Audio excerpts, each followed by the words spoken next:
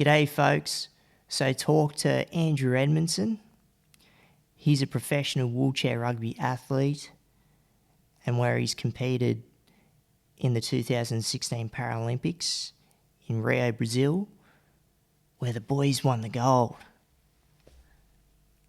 And he's a recipient of the Order of Australia medal. And he's a really down-to-earth, humble guy. Awesome having a yarn with him. And importantly, talking about his disability as a quadriplegic, of when it happened, when he was a youngster, to where he is now today. So righto, let's get into it.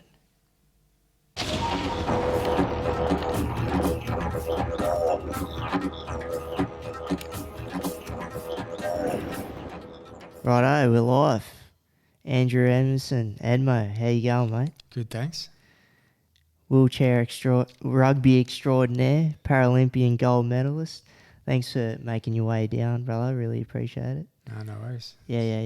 It's exciting. Yeah, and talking about on your way down, just tell us a bit about where you're from up north and a bit of the lifestyle up there and all that sort of stuff. So originally from Sydney, grew up in Sydney, and Yep. Yeah, it was home for a long time until about 2 years ago. The wife and I moved up there and just get away from Sydney and a bit of a change in lifestyle, and bought a nice house up there, not far from the water, and it's a beautiful place, Port, nice and easy. You can get to where you're going in about 10 minutes, and Yep. no one's really yelling at you or anything like that, like Sydney is. It's a good change. Sydney will always be home, but to move up there and settle down a little bit, I guess, for the last couple of years has been really nice. So. Yeah. So do you still get down Sydney much at all? Like, I know you do, particularly for training and whatnot for wheelchair rugby, but just in general, yeah? Yeah, still get down there quite a bit. I've still got some things that I do work-wise and stuff down there, some talks here and there, and a lot of my immediate family live down there, so down there not as much these days, but once or twice every couple of months we get down there to see family or have an event on or something like that. And the beauty about Port is not too far away. It's only sort of 4-hour trip, so you can get it done in a sort of half a morning or get home before too late at night. So. Yeah. And it's not too bad with the roads too now, how you can bypass a lot of areas with the Pacific Highway. Yeah, going from up north to south. So yeah, they're getting there. As long as you dodge the sort of traffic, I guess going into Sydney, you can do it pretty easily. Yeah. That's all right, mate. So you're a bit of a veteran now in the wheelchair rugby scene. So how many years have you been playing wheelchair rugby? All up, from starting right out to sort of where you are now. It's been a long time now. I don't know exactly how many years, but at least sort of, I think 14, I pretty much heard about and started playing not long after I had my accident. So it's been a long time. There's been obviously a huge change in playing as well. Like obviously I was so young when I had my accident. So when I first started, rugby was just a bit of fun.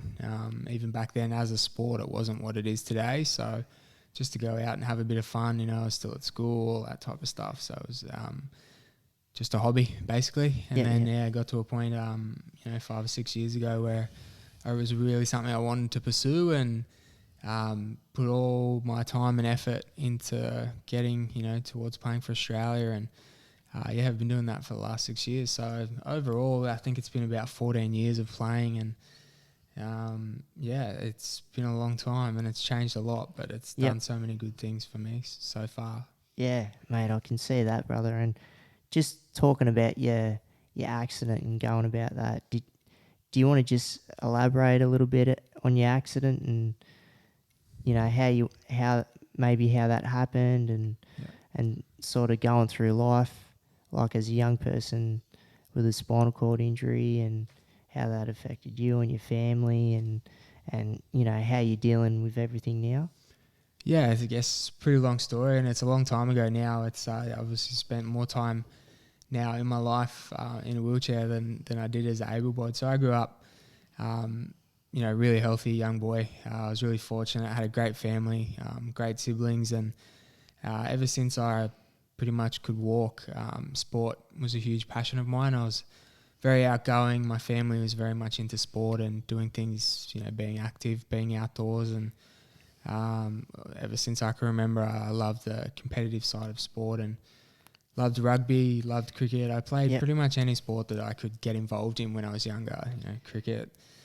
We were at the beach all the time, go surfing, swimming, basketball, tennis, anything that I could really play, I got myself involved in. I loved it. I was very competitive, and my mates used to play as well, so it was something I really enjoyed. And ever since I was a real young kid, rugby was sort of like a huge passion of mine. And remember as a little boy, my dad used to take me to the Wallabies games, and Nice. always sort of said one day that would be my dream, to be able to play, rugby for Australia and, wear that green and gold jersey and go out there and play. And got to, sort of 10, 11 years old, and, those sort of things start to, I guess, eventuate a little bit more. And, moved into high school and, started playing rugby at a really nice high school in Sydney, and still had the same thing. Still was, starting to enjoy life as a 13-year-old boy, with all your mates and As you do. going out and doing things and your independence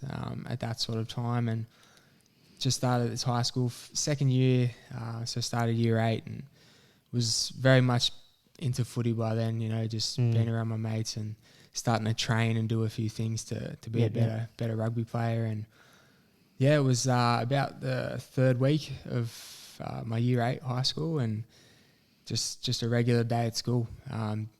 Been down, dropped off at school early, went to school, came home, and fortunately at the time, my mum lived in Kingsford, so right near Coogee Beach, not far away, and we used to go down the beach as much as we could. We loved it, just being able to get in the water and things with my family. And came home Friday afternoon, and my brother and I decided we'd head down the beach to have a swim. And it's actually a pretty bad day. It wasn't the nicest day outside, and definitely not a day that you'd go down to have a swim, but we live so close, so why not? And head down the water and was, remember pretty much everything about my accident, which is probably a good thing, to be honest. I can always tell a story, which is good to remember. And it's important. It is, yeah. So just ran down towards the water with my older brother, and got to about knee high in the water, and then just dove in, as I'd done hundreds of times before in my life. And the next minute I just remember sort of hearing a crack and a bit of a pop, like sort of noise, and didn't really know what was going on. I knew sort of straight away that something sort of felt different. I didn't really understand what was going on. And then a few minutes later I just remember really sort of losing my breath and not being able to breathe, and thinking, something's not right. And sort of felt like a bit of a dream, like I was trying to wake myself up, as I was sort of face down in the water. I couldn't move anything, couldn't feel anything, so didn't know what was going on. And then a few minutes later just saw a bit of daylight, and then before I knew it again was face down and struggling to breathe again, so must have got washed around in the water a little bit. And a few moments after that I just remember sort of being dragged out of the water by my older brother, who was there and had sort of been watching me. He said as we went down, he'd done the same as me, just jumped in and looked over and saw that I was sort of lying face down and realised there was something probably wrong, and just came over, grabbed me under the arms and dragged me up the water, up the beach, onto the sand, and was yelling out sort of, help. There wasn't too many other people on the beach because it wasn't the greatest day, so there wasn't too many people around, but he was yelling out to get some help. And at this time I still had no idea what was going on. As I was being dragged up, I sort of looked down and everything was still there, like all my legs, my arms, everything was still there, so I couldn't work out what was going on. I kept telling him, I was like, man, I'm all right. It would have been pretty confusing. So. It was, definitely, particularly being only 13 as well. And got up to the beach and he sort of put me down, and you could see the distress in sort of his face, and a few people had started to come over, and I kept telling everyone, like, I'm all right.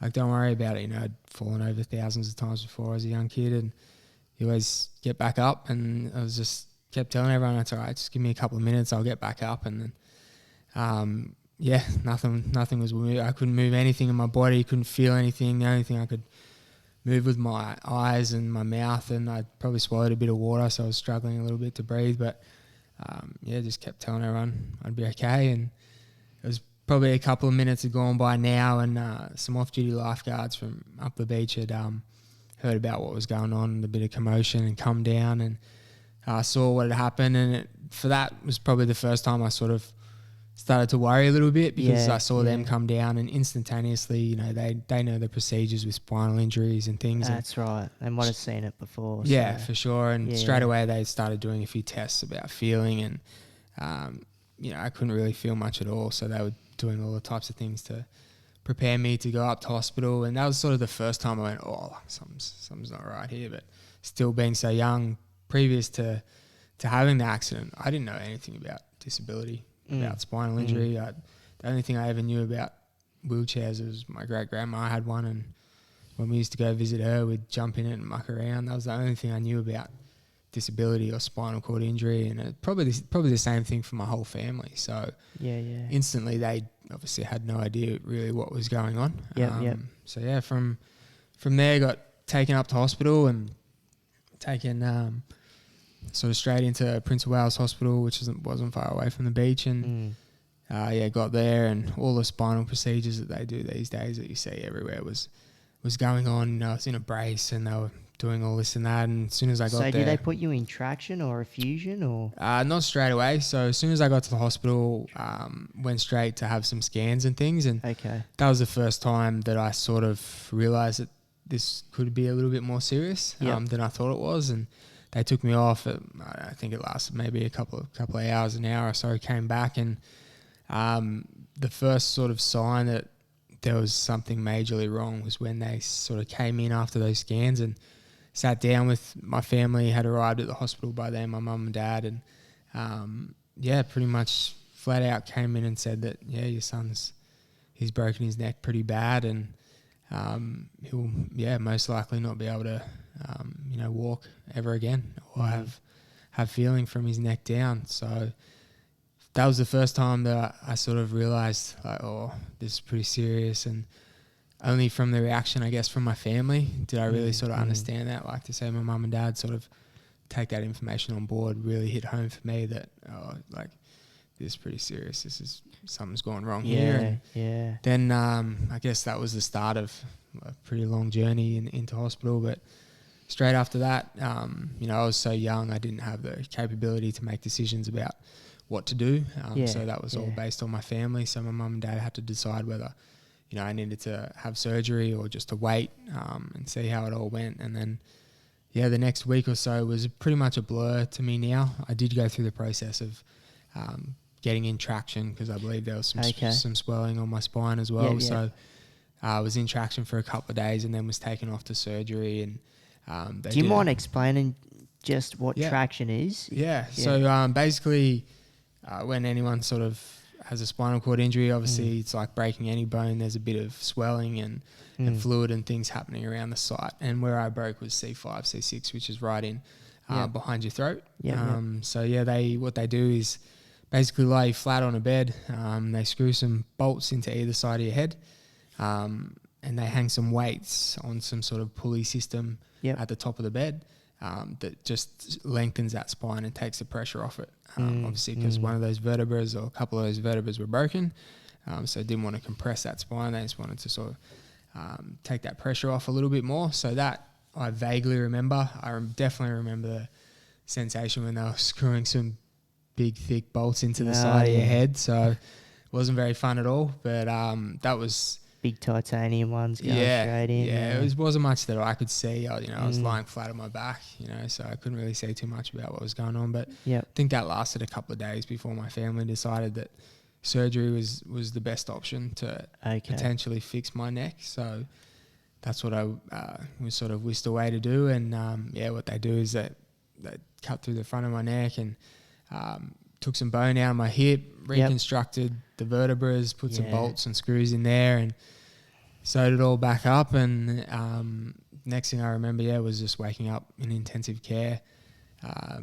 a few days later, that was it. And that was sort of the first time I sort of woke up and, was a bit more aware of what was going on and what had happened. And still at this point, I didn't know too much about what my life was going to be like. I just knew I was still in hospital. And I didn't know much about spinal cord injury or disability or anything like that. So just trying to, live in a sort of like a new body, as a sense. Yeah, for sure. And like any sort of young teenage person, you sort of felt invincible, and that's sort of how I felt. Like I'd broken 100%. bones and done things before, and had lots of injuries and stuff, and you sort of get on with it.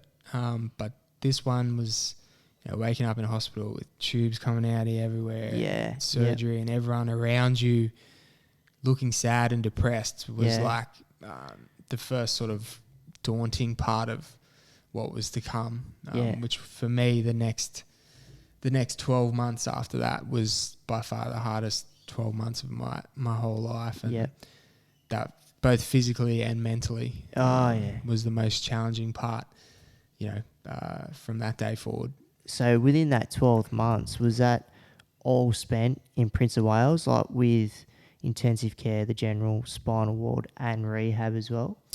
Yeah, I was still only 13 at the time that I broke my neck, and a lot of the children's hospital never really had anyone that young with such a significant injury before. So actually, there's some, I guess, looking back now, some pretty funny stories about it all, in that there wasn't even a bed in the children's hospital that would fit me. I was quite a big boy back then when I was 13, quite tall and quite a big boy. So they had to get a bed over from the adult hospital to be able to, just so I could, get into a bed in the children's hospital. So basically, I spent almost a month in intensive care. After about a week after being in intensive care, my body sort of gave way a little bit, and I lost overnight. Both my lungs collapsed at one point, so I got put on a ventilator for a couple of days just to keep me alive until my body could get enough strength to be able to breathe by myself again. And that was the start of a lot of issues with breathing and getting that back. And you didn't have to get a trachea or anything? No, it was that was again, I think, another decision by my family. It was an option, and I think any of the risk with doing something like that, particularly we're talking 15, 16 years ago, where it's probably not as advanced as it was now, but my family had to decide, because there was some risk that it would ruin your voice or take that away. So I think my family was really struggling with that, but I don't think it got to the point where it was a requirement. Like I was on a ventilator for a couple of days, but they had the feeling that I would be able to re-get my sort of lungs back. And be able to do so that. the capacity started coming back slowly. It did, So again, this is all stuff that I vaguely remember because I was so out of it. And, these decisions were made by my family. Some of the drugs that they would have been pumping through. I don't remember too much at all. I was sleeping most of the day. And it was really tough in intensive care. It's such a, I guess, draining environment. You wake up and there's no positivity. There's no,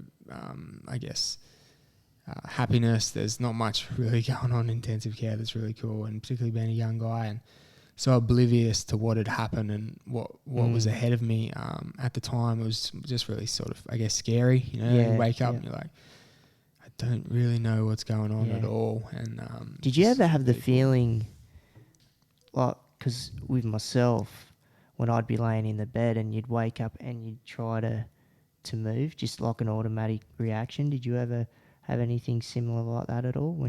Sure did. Pretty much every time we wake up, inside you just had that natural instinct to sort of sit yourself up, and see what's going on like you would every other day, or even just roll to the side because you're uncomfortable. But I definitely had those feelings. It was, you'd wake up and then you'd sort of go to get up, and then you'd realize that there was things all attached to you and things weren't working. And it was a month in intensive care was pretty average, but it was got to a point where I could start to breathe again by myself, and they shipped me out of intensive care into one of the wards in the children's hospital. So they decided it was probably better that I stay in children's than be in the adults hospital, just because again I was so young. There'd be sort of better people to look after me in the children's hospital. We did all of my rehab and things in the adults hospital because they had that facility there. So yeah, that 12 months in hospital, like I was saying before, was really, really tough. I think the hardest part was the next sort of couple of months, like coming out of intensive care and getting into a ward and starting to get to a point where I could sort of move around a little bit, and they wanted to start getting me up and things and getting out of bed, and that was sort of the time when you realize like how broken you are, like being that young kid beforehand, and I was so, I guess athletic and physical as well. Like everything I did in my life was at 1,000 miles an hour, and then to wake up in bed and sort of look down and like just nothing's like working is the most, I guess,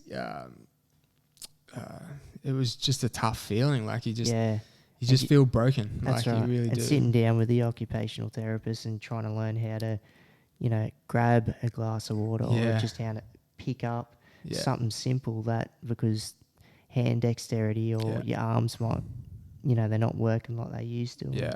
Just learning to fit into that new body. So it's pretty hard task. Even when I talk about it now, it's one of the things, with other people or groups that I do talks with, it's one of the things I talk about. Like I know a lot of things out there, cancer, all that type of stuff is really bad. And, it has a huge effect on someone's body. But the spinal cord injury to anyone, regardless of, how big and strong you are, the effects that it has on your body, like pretty much straight away. Like I dealt with a guy recently actually that did some mentoring with, and he was like this big, huge athlete before his accident, had a spinal cord injury, and just the way his body, just sort of deteriorated within a couple of weeks. It's just so amazing. And when you just lying there in intensive care and you just all the muscle and everything, and it's just there's no other way to say it than just like it's just being broken. And for me, that was really, really tough, like just mentally to overcome. And that was the start of the biggest challenge, I guess, for me was just to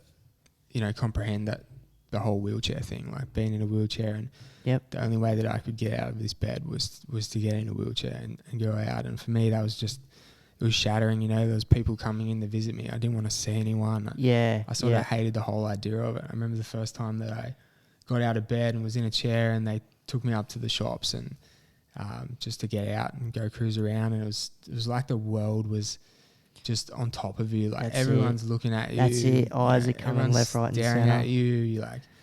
You're just in this chair. You're helpless. You can't hide. Like you just, you feel like an alien. Like everyone's just looking at you. And I just hated it. Yeah. And it was the worst. Even around my mates that were so positive about it all, I was just really negative. And the first 6 months were pretty bad. Just getting back into life and trying to do those types of things. I just had no motivation and didn't want to do it. And I think the number one thing that was so lucky in my situation, I guess, was my family. Since the first day that it happened, my mum, she's such a trooper. She was always in my ear about just getting back into life, and it's going to be okay, and it's going to be tough, but you're going to make it on the other side. And she was there every day with me, as well as my siblings and my rest of my family. They're a huge reason why I sort of made it through that period, and even today, do a lot of things that I do is a lot because of my family. But, and it means a lot, like, and especially someone that can tell you, it's going to be tough, the reality of it, but the positivity behind it as well. Like, you got to keep striving to do something, whatever it is, in whatever capacity, you know, from family and friends. So, and to see where you're at now. So, that was huge, and I think the biggest turning point during that time where it was really tough was I pretty much pretended I was asleep every time someone was coming to see me. I just didn't want to see anyone, and was over it. And then my mum sort of realised that, and she pretty much, I guess looking back now, again, it's something that's pretty funny. She just told everyone to stop visiting for 2 days, and no one came in for 2 days, and I was just lying there. I remember the physios would come do their stuff, the doctors, nurses, all that, but no one else would come visit me. And those 2 days was it was the first time I realised okay, let you think a bit, sort of thing, reset in a way. But it also showed me that as much as this has happened to me, there's a lot of other people that this affects. My mates, my family, there's a lot of other people that you are the one physically going through it, yes, Yep. but a lot of other people around you are affected by it. And that's the first time I was like,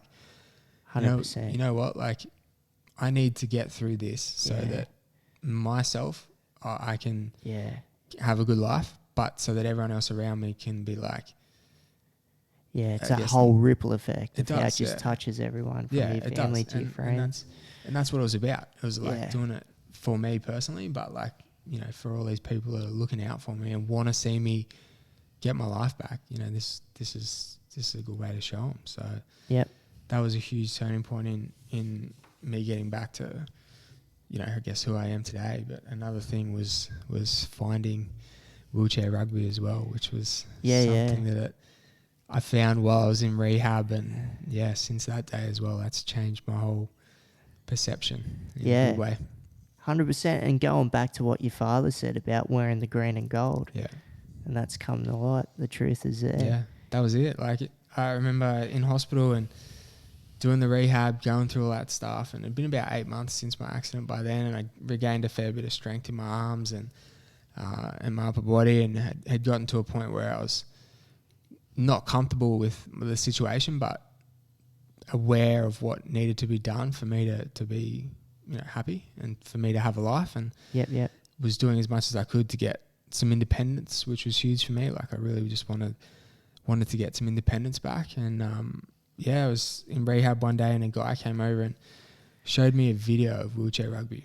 And at the time I remember looking at it and I'm like, what the hell is this? Like, Were they calling it murder ball back then? They sure were. And Ooh. it'd just been, obviously, I had my accident in 2004, so it was about 4 years after.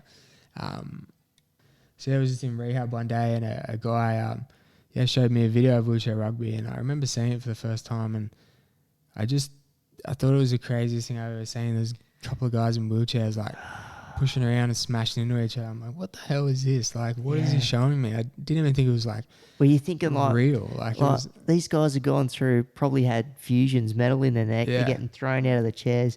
Do you want to snap your neck again? Like, I didn't understand it. And this was still at a point where, like, I guess I didn't understand that whole sort of, there was disabled sport. I had no idea, like, at all. And it was the first time I saw it. And then straight away, like a few weeks later, they took me out to go watch it live.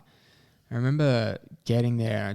Again, the same thing. I was like, I do not want to do this. Like, this is weird. okay. Like, what are these crazy people doing? Like, look at these guys in wheelchairs pushing around in court, smashing into each other. And I was real reluctant to have a go at it. And then the guys just said, look, you're going to have a go. And they just picked me up, chucked me in a chair, put some gloves on me, and they said, off you go, and like pushed me out on the court. And like, this is again a time where I didn't have much strength at all. Like, I could hardly push a chair, 5-10 meters, and they're just like, just go, have a crack. And I was, with everything I could, I started using my arms, started pushing around, and I just remember the first time, like, this is actually pretty cool. And then someone just came over from nowhere and like smashed into the front of my chair. Sidelined you. I was just like, did you get thrown out or what? No, not the first time. I didn't get thrown out, but I was scary, man.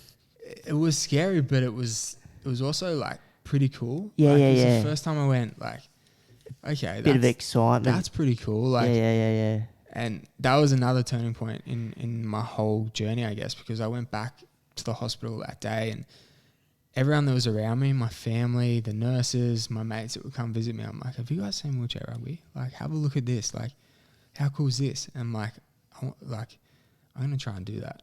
And from that day forward, I started to want to build up strength and stuff to be able to get in my chair to go and play wheelchair rugby. And it was a huge turning point in me getting, I guess, to where I am. And talking now. about wheelchair rugby, do you want to explain the sport itself, like what it might be similar to, like other sports? Yeah. And also the disability point system, what they use, for, say, your position or Riley Bat or, or how that works?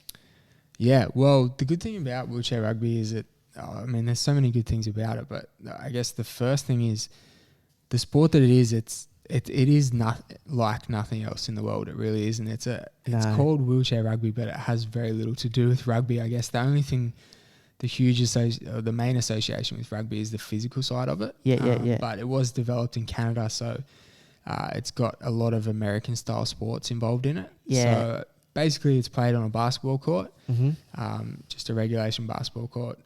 And you got 4 guys on each team. So 8 players on court at each time. And it's very much like American football in that That's what I feel like. It's like American football gridiron. It is, yeah. Mixed with, I think, sort of a little bit of basketball because, you know, the way you sort of carry the ball and bounce the ball and stuff is similar to basketball, but probably more so American football. And basically the simple aim of the game is if you're in possession of the ball, you've got to get across the line at the end between 2 cones that are about 20 metres apart. So you've just got to get through that with possession of the ball. And I guess that's the fundamental basic rule of rugby. And then on the other end, defensively, you can pretty much do as much as you can to smash that person or to block that person from scoring a goal. But people look at the sport like that now and they just see a lot of crazy people in wheelchairs smashing into each other. But within that, there's so much. It's pretty strategic. It is. It absolutely is. So the first thing, I guess, even before, if you looked at the sport, before you go out, what you were mentioning before with classes, and another good thing about wheelchair rugby is that it's an open sport for people that have really, say, high functioning athletes, you know, that might be quad amputations or very, I guess, incomplete spinal cord injuries. They're eligible to play. But then you've also got guys that have really significant spinal injuries or injuries or muscular injuries that also have a really important role in the game. So with any disabled sport, there's a classification system. And in rugby, before you can go on and have a team on the court, you can only have a maximum of 8 points. So each player on the court is represented by a points value. The lowest being a 0.5 and the highest being a 3.5. And you can't have more than 4 people or more than 8 points on court at each time. So each player has a different value, which is dependent on their function. So someone as a 0.5 would have very little function, not be able to push as fast, not have great hands, probably can't catch and pass as well. And then you've got guys that say are 3.5 that are like Rally Bat, really dominant players, like big, strong, can push really fast, can turn, can catch, can pass, can hit. They're the 3.5s. So the good thing about our sport is that you can't have, say, 4 of them playing. You have to have guys that have the lower function, and they just may not be able out. to push as fast, but they still have a really, really important role in our game because, as we sort of said before, it's like American football. You've got guys that act as like blockers, and then you've got guys that are like running backs or quarterbacks that are really quick, fast, and move around. And each player has a very different role on that court. So for me, for example, I'm sort of a mid-range spinal cord injury, so I'm right in the middle. So my classification is 2. So I originally, mate, you're pretty quick on the court, that's for sure. Yeah, well, that's 14 years of training and learning how to do it all. So, and I mean, you've got to be these days because when I first started playing the sport, there wasn't a shot clock like basketball, so you could slow the game down. It was really slow, but these days there's a shot clock. And also too, if you look at the sport these days, there's big, strong, athletic guys. Like the sport's very much picked up from just the amateur social, let's go have a bit of fun game to a very serious, competitive, international, don't want to lose, want to smash everyone type of game. And it's really important, I think, for the game because that's what's changed it a lot. And talking about that, going from like with the amateur league to state to national, sort of how long did it take you to get from, you know, the first point to the elite of where you are now in wheelchair rugby? A long time, actually, but I guess it was different for me. I was so young when I first started, so I didn't start playing.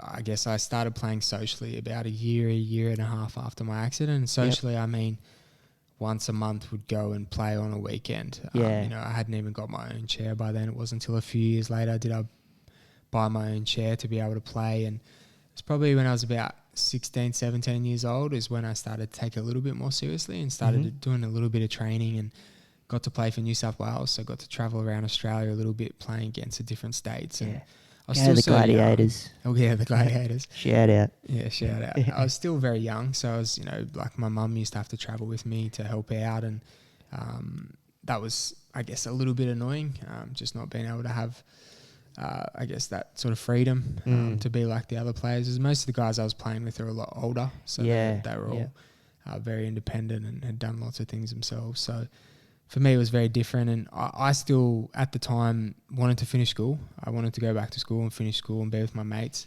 Yeah.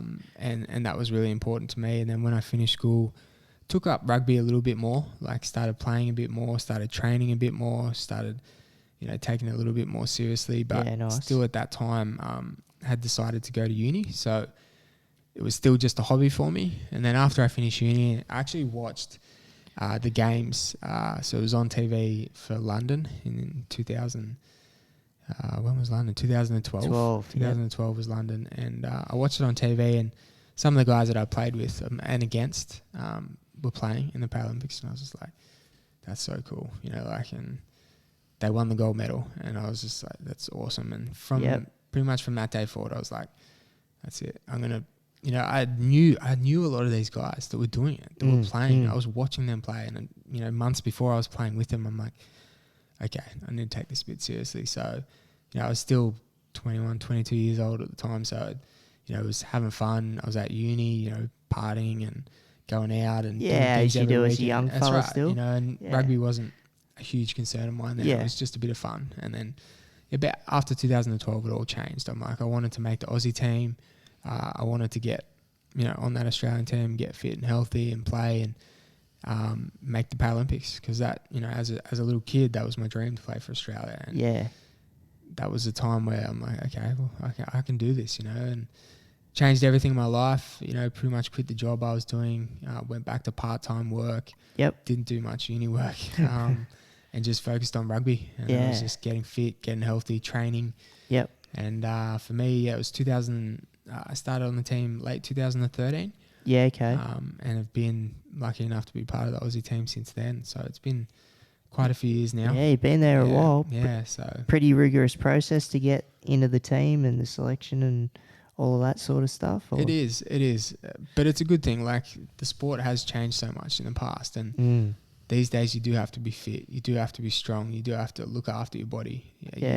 And I was gonna say, you're looking solid, brother. And that's the thing. Like, people don't realize that. A lot of people out there, like, and I talk about this a lot when I do talks and things, is people look at disabled sport and they go, oh, that's pretty cool. Like, here you go, here's a pat on the back. What? Like, good on you for getting out there. You know what I mean? Like, and a lot of people do. Like, in society, people will be like, oh, look at them. Like, that's pretty cool, isn't it? But they won't, like, take any time to invest into it. But when I talk to people, it's like you're just getting up and having a crack like right. everybody else. That's right. And then you talk to people and they don't know that we train 6 days a week. That we have to change our diets to work out better for us. We have to go to the gym and put we go in to the work. gym. Put in the work. That's right. Like professional athletes, we don't get paid much at all, like these professional athletes. And to be able to do a sport like I do and travel around it's hard work, but I love it, and that's what's really lucky. Really lucky to be able to play.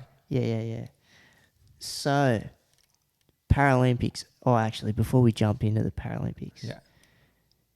So New South Wales, Queensland, pretty strong rivalry there. Rivalry. Do you reckon since you've been with the Gladiators, have we got more wins over the Queenslanders or what? Definitely. Hear that, Queensland? Definitely. It's probably not too much to do with me directly, but for the last couple of years, we've had a really strong group in New South Wales. Queensland haven't been the strongest, but we've had the wood over them for the last couple of years, so we'll take that. It's kind of like when we play on the Aussie team against New Zealand. Like, everyone associates New Zealand with rugby and being the best rugby country in the world, and I often joke that in wheelchair rugby, I think it's the only form of rugby where Australia can actually beat New Zealand. So, so we'll take that. That's great. So, experience of Rio 2016 Paralympics. Man, how was it? Like, just, the build-up, going through the ceremony, the games. And then when it come down to the dial with the last game, talk us through it. Yeah, it was a huge process. And again, like not what a lot of people understand is that what we put in to get to Rio was huge. So that this all started, 2-3 years before, with the team just building towards Rio. Like it literally started at least 2.5 years beforehand in terms of starting to prepare, starting to think of lineups, starting to think of strategies. It takes that much to get to the Paralympics and having to qualify. And for me, it was really exciting. I got told, I think it was about 6 months before the Paralympics that I'd been selected, which for me was amazing. It's like a dream come true to be able to, I had represented Australia before, but for disabled athletes, the Paralympics is the pinnacle. It is the top of powerful stuff. Any sport. It really is. It's, I guess, the Olympics to able-bodied athletes. For us, it's the exact same thing. It's the top of the top. And for wheelchair rugby, again, people remember who won the Paralympics. They don't really remember all these other little tournaments. So it's huge. And I remember I think one of the most exciting times was obviously being selected. That was huge. Telling my family that I'd made it. Obviously 6 months out is still a long way, so I had to do a lot of things right to get myself there and be physically ready. But getting a uniform was another thing. A couple of months beforehand, getting sent a big bag that was all your personalised uniform on it and all your playing jerseys and everything Australian. What did that feel like, just gold. sending the shivers down? Yeah, it definitely did. Yeah. To get that and all the different uniform and, like I said, everything green, everything gold and just all Australia all over it. It was so cool. It was like, it was the first time it hit in, like, But look at how much that meant. Yeah. Going back to when you were a 13-year-old and going through that hard period of your life to that point and receiving that, knowing that you're part of the Australian team, but more reinforced realisation of how far you've come. It truly was the start of it. And I think getting to Rio as well was like, it was just eye-opening. For a lot of the guys on our team, it was their second or third time that they'd been there, or been to a Paralympics. So it was a little bit different for them. They'd been through all of that excitement and stuff before, but I think there was 5 of us going into Rio that was our first Paralympic Games, and it's just it's the craziest experience ever. Like loading up a plane with 500 different athletes from Australia that have all different things missing and different wheelchairs and different, but everyone's going over there. There was so much excitement around it. Everyone had worked really hard to get there, and that's the start of it. But you knew a lot of people that were there as well were to really compete, and at the end of the day you're still representing Australia. That's huge, and you want to do everything you can to be successful, and we knew that. And unfortunately for us, our games were the last 4 days of competition. So the Paralympics runs for about 10 days. Okay. So we were the last 4 days, and actually the ceremony for wheelchair rugby was the final event of the Paralympics. So for the first you guys were bringing in crowds though. Yeah, that's right. Well, wheelchair rugby it's one of the biggest sports in any Paralympics, just from the way the sport is. But for those first it's exciting 6 days, some people go there and compete on the first day, and then they're done. So they got 6-7 days to just party, and you used to see all that, and it was really hard to sort of keep focused with all of that around you, like tropical, all of that excitement. Brazil, Rio, and just trying to stay focused was really hard, because to be honest, being in the Paralympic village for me was so eye-opening. There's thousands of different athletes from all over the world. You see guys go past you in like wheelchairs that had like wooden wheels, and you got people in like different legs and different disabilities. And I remember seeing the guy that was like the second tallest person in the world was there at the Paralympic Games. Okay. And there's some crazy things you see just wheeling to and from the village and around the village. It's pretty accessible. Yeah, it's obviously quite accessible to all of the athletes. Even Brazil, like it got a bit of a bad rap leading into it. Yep. But being over there, it was amazing. Like everything worked out well. Yeah, there were some things that could have been done better, but people knew that. We were told before we left, our expectation wasn't supposed to be that it's going to be this luxurious, amazing place. There's going to be some things wrong, and we just took it as in our stride. And to the first game was against Great Britain, it was tough. You know, Great Britain's one of the best teams. We were in a really tough pool, actually. We had Canada and Great Britain, who were both in the top 5 as well. So we had to beat them to get through. So with Paralympics, it's only 8 teams that compete. Yep. And each team's obviously qualified. So most of the teams are really, really strong. And it was going to be tough. We had Canada and Great Britain in our pool. So first game was amazing. It was the first, putting that jersey on and wheeling out and knowing, all of our families and friends were there. And I personally had probably about 15, 20 of my family had gone over to watch. So to wheel out into a stadium, 10,000 people sitting there watching, it's crazy. Was it daunting or a little bit, and exciting at the same time, or what? Yeah, it definitely was, because we play a sport where we go and compete on the weekend, and there'll be like 20 people watching you, and you're like in a stadium, like in the back docks of nowhere, and those 20 people that are watching you are like family members. Yeah. So to go out in an environment like that, it was crazy. Bang, stadium, the pressure's on. Everyone's cheering, everyone's going crazy. You can hardly hear what your coach is saying. And that's awesome. Yeah, it was amazing. In that first game, I actually didn't even get to play in the first game, which is it was my first game. So the coach had sort of different ideas and put the experienced guys in. It was a close game too. So the guys, the experienced guys got a lot of, and I was like, oh damn, this is gonna be a tough week if I don't get to play much. And then the next day, got to start the game. Nice. And, the next game after we'd won, got to play the next game, got to start it, and it was cool. It was awesome. It was so good to wheel out there, to know everyone's watching, to do everything right, to compete. It was pretty awesome. After that first game was next couple of games were still really tough as well. So we knew we had to win them all. It was just about doing everything right, and I think our team did. Like, we'd put ourselves in. Everyone was fit, everyone was healthy, everyone had done the right things to get to where we were, and we enjoyed it.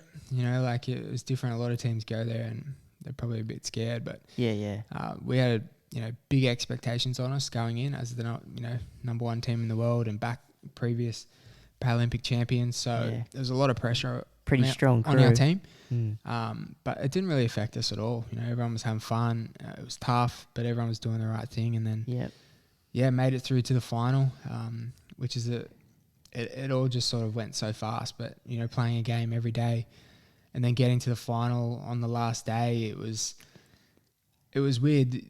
We did lots of media and lots of things without, spoke to our families and stuff, and everyone's like, well, it's so awesome, you made it to the final, you guys can win, you're going to win either gold or silver, that's so cool, even if you don't win. And I think we had like this pact, like in our... You want the gold. That's you right. want the gold. People had said that, and a lot of media had started talking about that type of stuff, like, good on you for sort of just making it, you're going to make either gold or bronze. And we'd all like come together in a pre-game warm-up and all that type of stuff before the game, and every one of us in that room was like not going to be happy with a silver medal. You could just tell that, and there's not many groups or environments that you're in where that sort of happens, but we all knew, and we were playing against the USA, who in wheelchair rugby terms, Australia and USA are probably the biggest rival. Like, they've competed in I think maybe 5 of the last sort of 6 or 7 major championships, so world champs or Paralympics,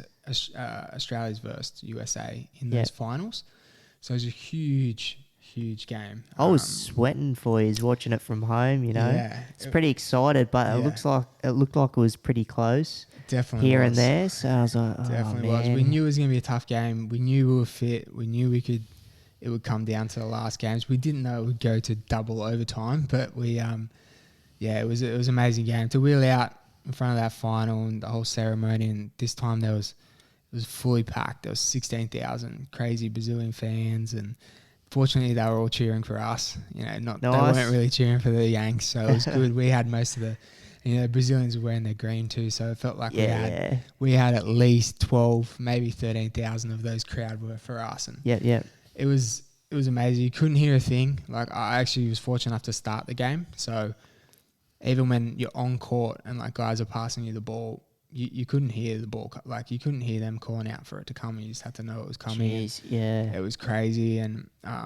as the game went down, we were towards the end, we made it a little bit hard on ourselves, and we were ahead by a couple of goals in the last quarter and got really close, and then went to overtime, and then Got to dig deep. went to the second overtime, and we ended up winning, and it was just an amazing moment. Like every time you see that footage, it's like just something I'll never forget for sure. Yeah. Like to win that medal, and then to go back and the whole ceremony that they do, and they put the medal on, and it was pretty cool. And then to go see your family, and I think How'd that feel? Just when you first had that gold medal draped over your neck, like what did that feel like? It's sort of obviously excitement. Like your first thing's just excited, but it's sort of like not relief, I don't think is the word, but I guess reward. You know how much hard work had gone into it.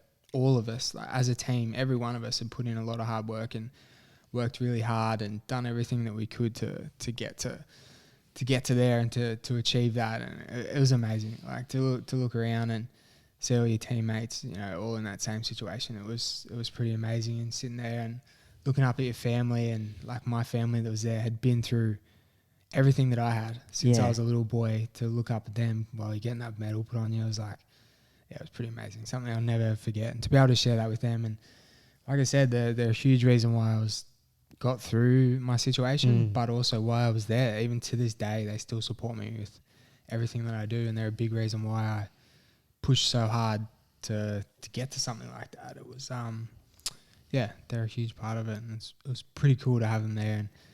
And I think to come home was the first time, like obviously being so far away, but to come home, and there was so much support for me personally. All my mates, all my family, friends, people I didn't even know that just wanted to come out and see the medal or say good day to me or something like that. It was pretty cool. And it's been a while since then, and now to think that the next Paralympics is just 18 months away. It's pretty exciting. And that'll come up hard and fast. They sure will. Yeah. We've got a fair bit of motivation. There's not much more motivation you need than to defend a gold medal. So that's all coming up. And talking about medals, so the year after 2017, pretty special year, pretty special medal that you received. Yeah.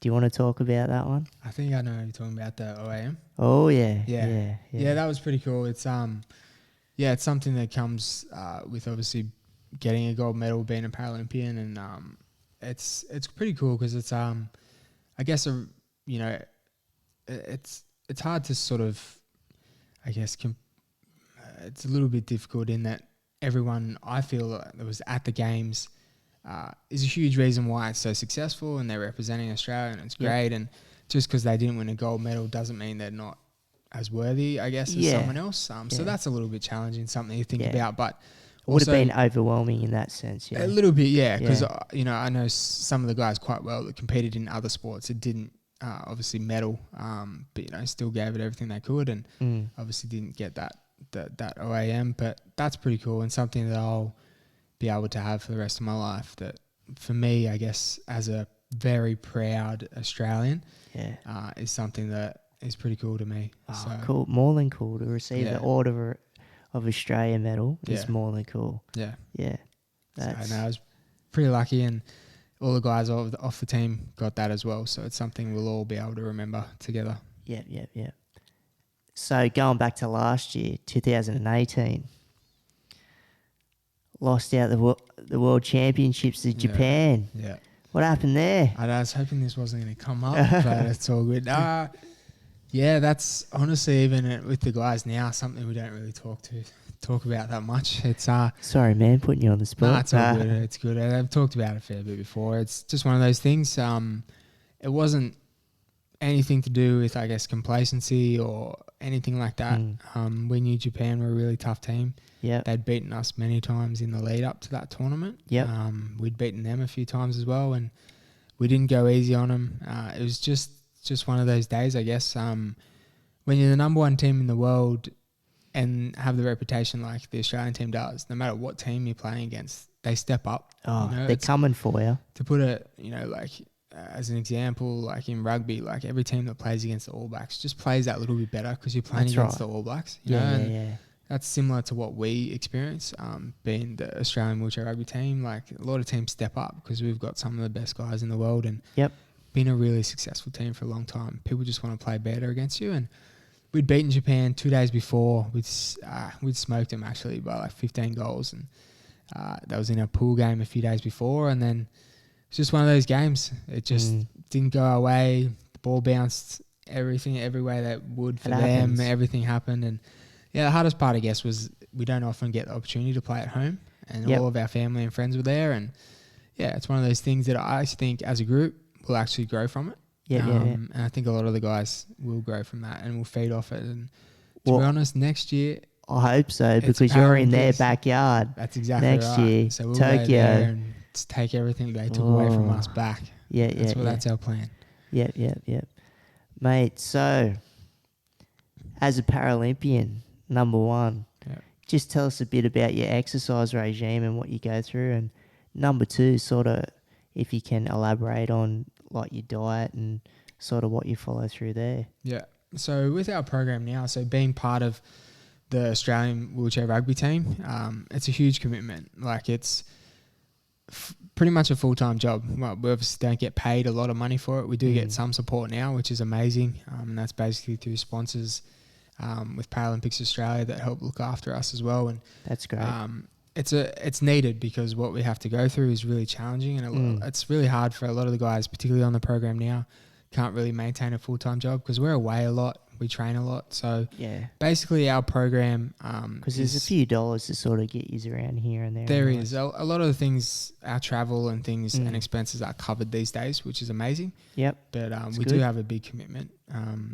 We're pretty much like professional athletes, so we train on court 3 times a week, which is really, in our chairs, really fitness based, working on our general fitness in our chairs, but agility, ball handling, passing skills, gameplay, all of that type of stuff. We do that 3 days a week, and then 2 days a week we're in the gym working on our fitness and our strength, which is really important in our game these days because it's such a high intensity game. Yep. You need to be strong, you need to be fit, you need to be healthy. And another thing that's changed a lot in the last couple of years is looking after our bodies. Like, a lot of people that play our sport have different injuries and different things missing, different types of spinal cord injuries. So everyone's a little bit different. So the way we have to look after our bodies is really important, because it's not like, I guess, professional AFL player that plays a game and can go home and put his legs up and rest for a little while. We can't really do that because we obviously use our shoulders to play and then have to use our shoulders in everyday life. So it's a lot harder for us to recover. But building strength in your shoulders, in your arms, in your back, and your core and everything is a big reason why it's easier for us these days. But in terms of being an athlete, it's full time. It really is. People might not recognize that as much with disability sport, but it really is. We put a lot of effort into it. Something like the diet, is not. We're not instructed in any particular way. It's more of a choice as an athlete, and I think it's just something you take on board. For me to be healthy and compete at my best is to do the right things and to eat the right things. And I'm like everyone else. I love a chocolate bar or a beer every now and again. So there's nothing wrong with that, and it's just in proportion. It's not something I'd go and have 20 cans before a night of playing. It's nothing like that anymore. So a couple of beers here and there, but for me personally, I generally don't drink from 2 or 3 weeks out from a major tournament just to let my body be 100% ready. And obviously when we're away and competing and in uniform, we're not allowed to drink anyway. So it's not till after the tournament, potentially before we fly home, depending on where we are, will we have, a couple of beers just to, I guess, celebrate the tournament and everyone else and then fly home. So for me, it's a personal choice, all that sort of diet and stuff. It's nothing that's really forced on us, but to be a good athlete is doing things like that, in my opinion. Yeah. So to do with your public speaking that you get into, are there any important messages that you'd like to put out there that might resonate with some of the listeners? Yeah, there's a few things I talk about that I think are really important to me personally, and I even try and I guess, change the perception of what I do with when I go and do these talks. And I mean, I've talked to and done talks in front of lots of different people for, say groups of 5,000 people, other groups of a couple of hundred school kids, other groups of a corporate, 20, 30, middle-aged people, to little kids. So each time you talk, it's tailoring what you want people to be able to understand. But for me, the way I talk to people, it's people say, oh, you're a motivational speaker and this and that. And for me, I think it's more about education than anything, and what I try and get across, regardless of who I'm talking to, like it is little kids or adults. That I think the most important thing that I try and get across to people is that, just in terms of disability, it's just about like educating them more than motivating people. So if someone getting awareness out there, it is someone saw me say wheeling down the street or whatever, the first thing that a general person in any society is going to think is like, oh, look at that poor guy in a wheelchair. That sucks. He's a young guy. He's in a wheelchair. That really sucks. Do you need a hand? Do you want me to get behind your chair and push you in up society, I think that still happens a lot, and it's understandable because people aren't around it. Like if I hadn't had my accident, I probably wouldn't know too much about it at all. So aren't educated, don't know. That's right. Even my mates now that had been through the situation that I have are far more educated than what other people are. To the point where if they see someone in a wheelchair that looks like they know what they're doing, they won't offer to help because they know what I'm like. I'm okay. I can do these things. But in society, disability is still very much, I guess, sort of treated as like wrapped in cotton wool, if that makes sense to you. If you see someone in a wheelchair going down the streets, that sucks. His life must be so hard. Or it must suck to be him. And little kids think that, and even some older people think that. And for me, it's just educating people. Everything in my life is a lot harder for a lot of other people. Like in terms of what I have and my disability, I'm very, very lucky. And that's what people don't understand. Like I'm in a very good position compared to a lot of other people. And that's what I speak about, my life has challenges, but so many other people have something so much worse than what I do. And 100%. I feel the same as well. So. And what I want people to, I guess, try and understand is that, I guess it's just normality. Like, I'm disabled and physically I'm different to everyone else, but I have a normal life. I do. I have a wife, I have a car, I have a dog I can take for a walk. I, can go do this, I can travel. And you just want people to have that, I guess that when they see disability, it's not so much feel sorry for them type of thing. Like a hindrance. That's right. So you look like if I... You got ability within disability. Wheeled down the street and 10 people that didn't know much about disability were standing there. There's no way in their mind they would think that, everything we've just talked about, like I've been to a Paralympics or I play wheelchair rugby. First thought is that must suck for him, like that's the first thing they think about. Look at that poor bloke. Yeah, and that's what you want to change. Like just a perception of it all. It does, and some people do find it hard, and are struggling, and there are times where you'll need help, and I understand that. But also too, not everyone's disability sucks. No, that's what I try and get across as well, and it's like everybody else, like the general population. Like you do have your dark days, and you do have your other days where you're 100% and enjoying life like everybody else. That's right, and now looking into it, it's and being in the situation I am, I guess I can laugh about things like that. But say like someone in a wheelchair falling out of their chair in the middle of the street or whatever, like it happens. But it's like everyone else, tripping over. Or that's right. It's just I guess magnified that you have a disability. It's generally a lot harder for you, or it sucks worse, and that's what you're trying to educate people on. Like it's not all bad, People in wheelchairs or have disabilities still have really cool lives, and that's what I try and get across. And another thing that I speak about a lot as well, which is often why I'm doing talks these days, is disabled sport. And people, again, and I spoke about it before, first thing, if they say someone saw me going down the street, they wouldn't know that I play wheelchair rugby. And that's what I try and educate people on is disability sport, because it's the same thing. Like I could tell 20, 30 people that I play wheelchair rugby, Yeah. and they're like, oh, cool. Like, that's cool. Good on you, mate. Like, well done for playing a sport, but they don't know what's involved. No. They don't know that, we train 6 days a week, and the Paralympics is huge. And that it is a professional sport. Yeah. But importantly too, it shows some of the people that if it might be a spinal cord injury or another disability, where they're looking at someone like yourself or another Paralympian doing another sport, they can do that. Yeah. I've got the same sort of disability, or I can give that a crack to, just do it on the weekends, or they might strive to want to be in the Paralympics one day. 100%. And that's right. powerful stuff. Yeah. And that's what I sort of, love doing these talks about, is because you can wheel out of a room that's full of, say 100 people, say 10. But if you change the mindset of just a few of those people around understanding disability, or understanding disability sport, or being more aware of it, or more educated of it, or even to a point motivated by it, then that's why you do it. That's why I'm enthusiastic about it. I like I said before, I am in such a good position that I love talking about it, because it gives people that more understanding about disability. Yeah. It's changed a lot. I think it has. Like, even in the last 15 years since I've been in a chair.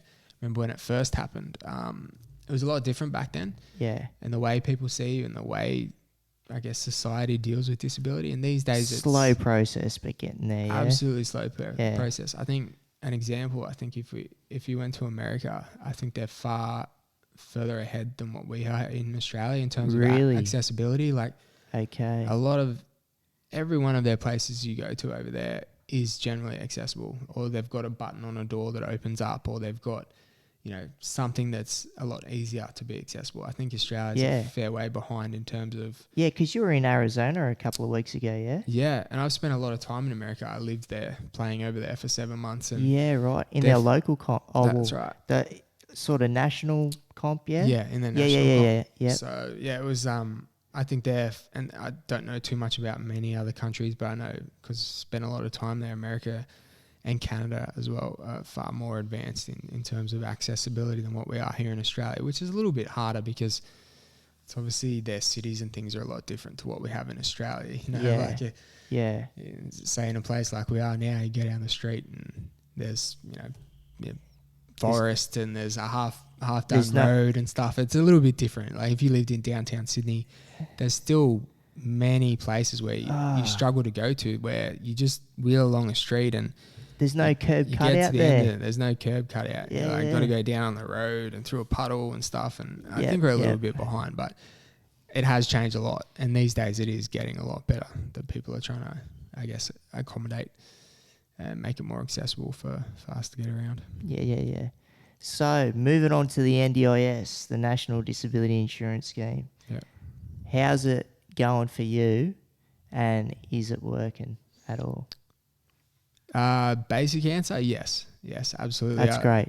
Yeah, I was talking to you obviously just before we started this, and I was a bit late to the party. When it first came out, I didn't quite understand what NDIS was or what it was for, and I first didn't think I was eligible for it, because I'm, I guess, pretty much independent in my everyday life, and I thought NDIS was more about care and things like that, but I didn't have any understanding of what it was until I first sat down with someone from NDIS and got an understanding about it. And it's, for me, again, I don't need too much in my life. Like, I don't need care or too many things to be modified, which is really fortunate again for me. But in terms of what I get out of NDIS currently is just help around the house. My house that I live in, I get the lawns done, I get help with a bit of cleaning here and there, and some funding with getting the house fixed up a little bit, like concreting the side. So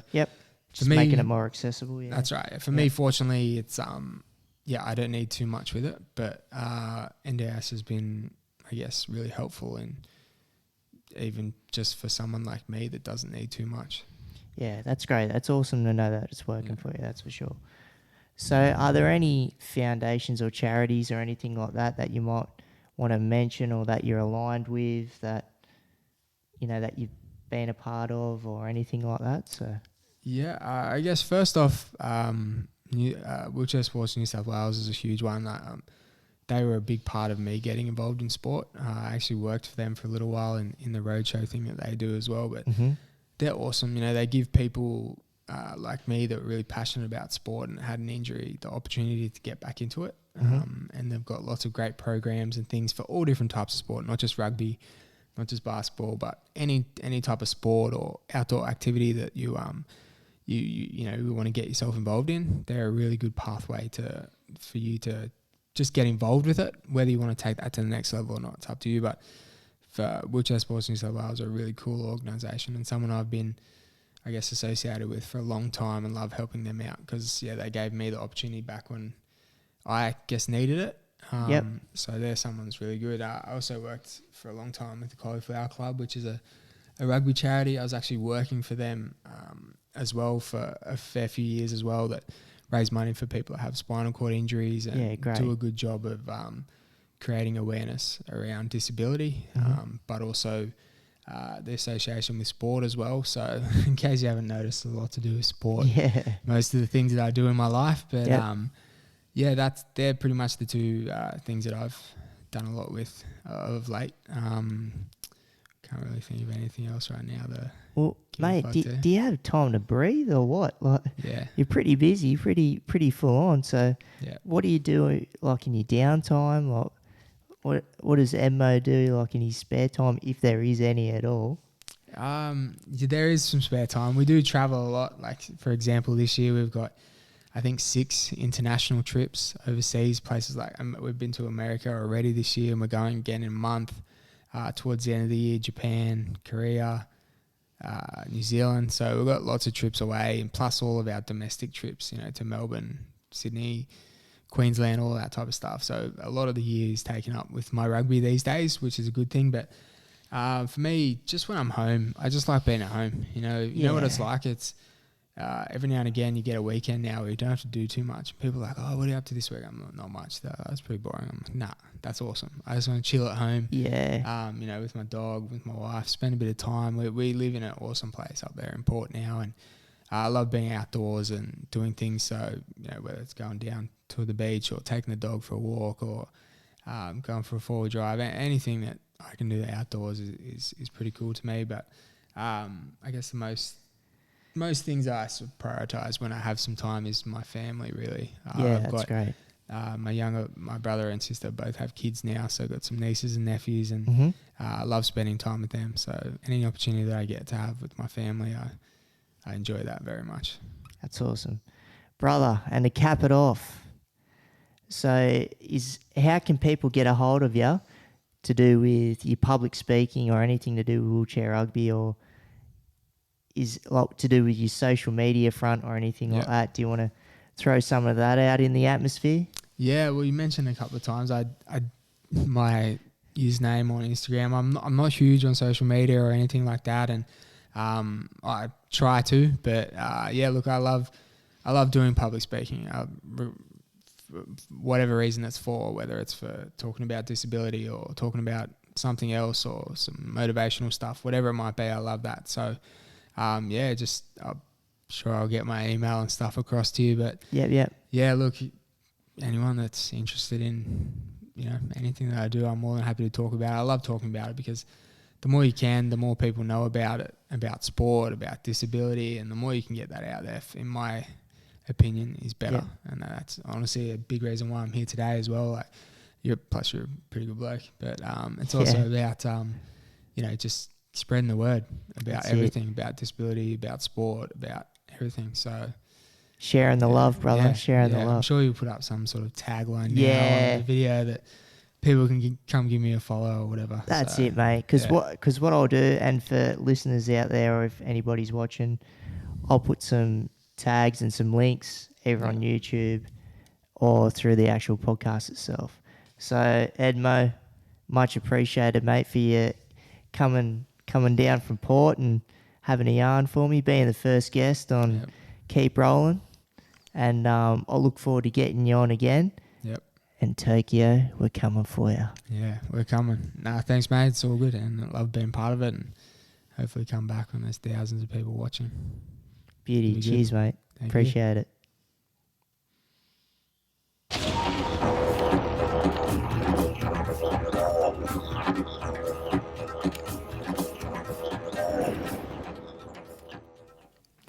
Boom.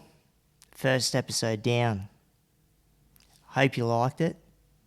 So if you want to see this thing thrive, hit the subscribe button and toss in some comments.